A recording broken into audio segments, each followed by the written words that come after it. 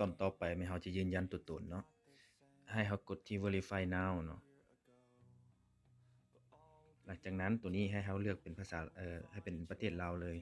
แล้วกด continue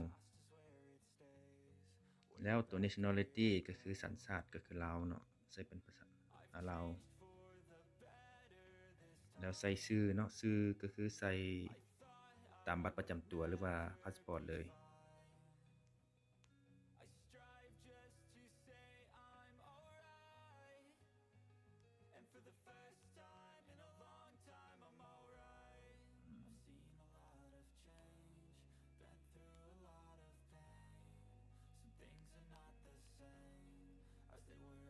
ตัวนี้ใส่วันเดือนปีเกิดเนาะ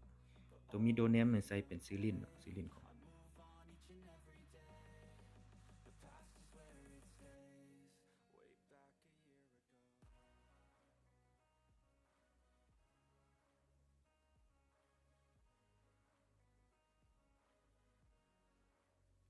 หลังจากที่เราใส่แล้วก็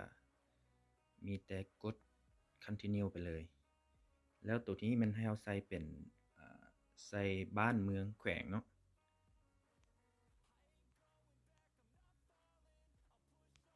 ข้ามจุดไปเลย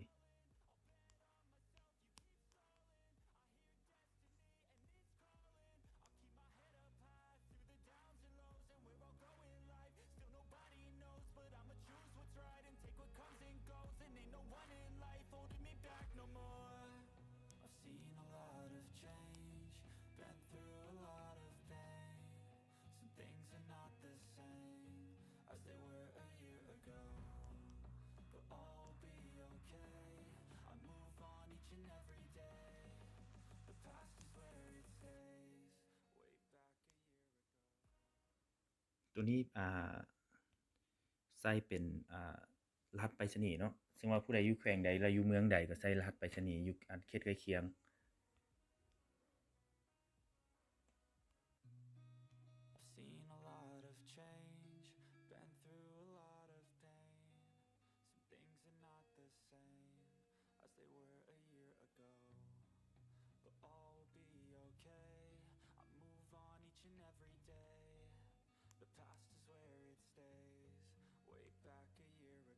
หลังจากนั้นกด continue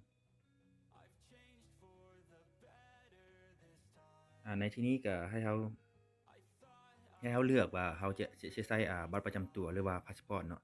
ซึ่งว่ามื้อนี้ข้อยสิลองใส่บัตรประจำตัวเบิ่งเพราะว่าที่ผ่านมานี่ใส่บัตรประจำตัวบ่ได้เนาะแต่ว่าเขาเจ้าว่ามาตอนนี้มันใส่บัตรประจำตัวได้แล้วฉะนั้นมันก็จะเหมาะสมสำหรับคนลาวที่ว่าบ่มีพาสปอร์ตเนาะโอเคกดบอนตัว ID card เลยแล้วกด continue ตัวนี้มันให้เราอ่านเนาะอ่านข้อมูลหน่อยนึงแล้วก็เราก็กดต่อไป continue เลยแล้วตัวนี้ให้เราถ่ายเนาะถ่ายหน้าบัตรประจำตัวของเราเนาะ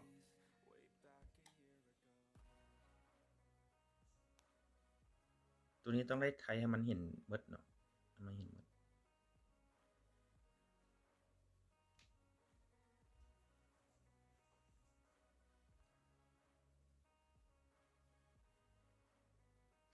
โอเคเนาะกดโอเคเลย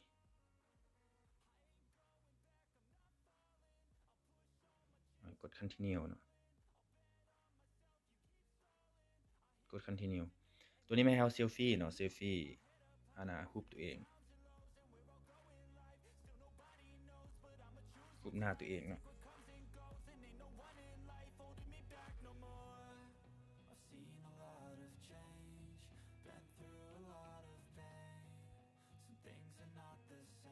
หลังจากที่เรากดถ่ายแล้วมันให้เรากด continue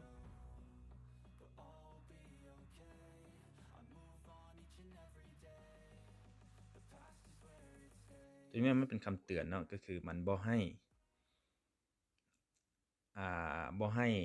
ใส่หมวกใส่แว่นตาหรือว่าให้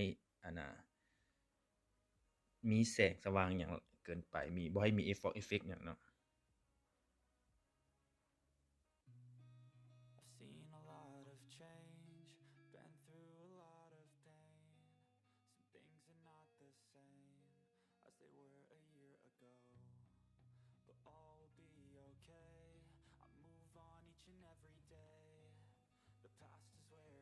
โอเคเนาะหลังจากที่เราเฮ็ดตามขั้นตอนของเขาเจ้าแล้วเราก็กด close เพราะว่าเราได้ส่งการยืนยันไปแล้วเนาะตัวนี้มันบอกว่ามันจะส่งรหัสการแจ้งเตือนมาให้เนาะการแจ้งเตือนทาง Gmail มาให้อ่าต้องในวันที่23เนาะมื้อนี้แม่นวันที่21อย่างน้อยก็ประมาณ3มื้อเนาะเราได้ลองรอท่าเบิ่งว่าเราจะได้หรือบ่เนาะแล้วเราก็มาเบิ่งนำกันว่าต้องได้ท่าตามที่เขาเจ้าบอก3มื้อบ่หรือว่าเราจะได้ไวกว่านั้นเนาะ โอเคหลังจากที่เราส่งการยืนยันไปได้1นาทีกว่าเนาะมันก็ส่งการแจ้งเตือนมาทาง Gmail ว่าได้ผ่านสำเร็จเรียบร้อยแล้วเนาะ